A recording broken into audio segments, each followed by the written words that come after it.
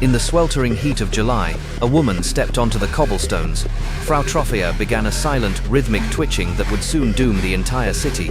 There was no music playing in the narrow streets, yet her feet moved frantically. Neighbors watched in horror as her body jerked without any visible control. She did not stop for food, water, or rest as days passed, her shoes soaked with blood, yet she continued her twisted, silent, and endless performance. Within a week, 30 others had joined the macabre display. They were not celebrating, their faces twisted in sheer agony, while their limbs thrashed about violently. The air filled with the stench of sweat and fear. The city council panicked, realizing this was no ordinary celebration, but a curse spreading through touch. Desperate for answers, the bewildered authorities consulted local physicians. The medical experts concluded this was caused by hot blood and required a very strange physical cure. Their solution was paradoxically cruel. The victims needed to dance it out. They believed the mania would only burn itself out through continuous, forced, rhythmic movement. The town council cleared a grain market to create a stage. They dragged the exhausted dancers there, forcing them to perform for the horrified public crowds. To encourage the movement, they hired professional pipers and drummers. The music was meant to cure them, but it only drove the rhythm deep into everyone.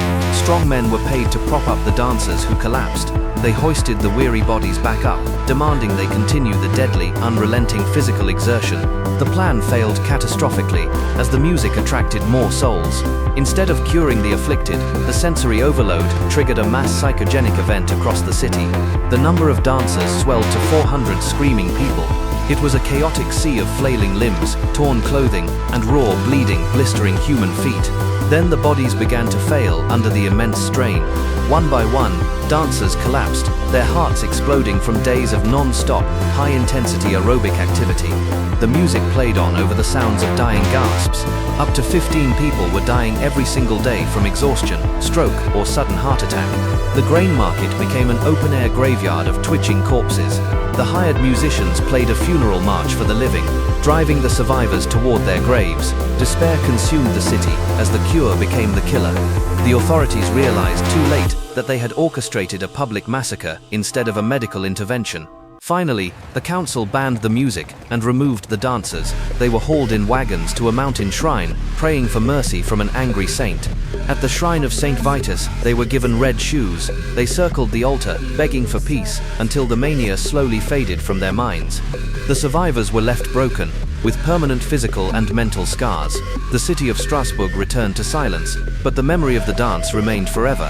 Historians still debate the cause, citing ergot poisoning or stress.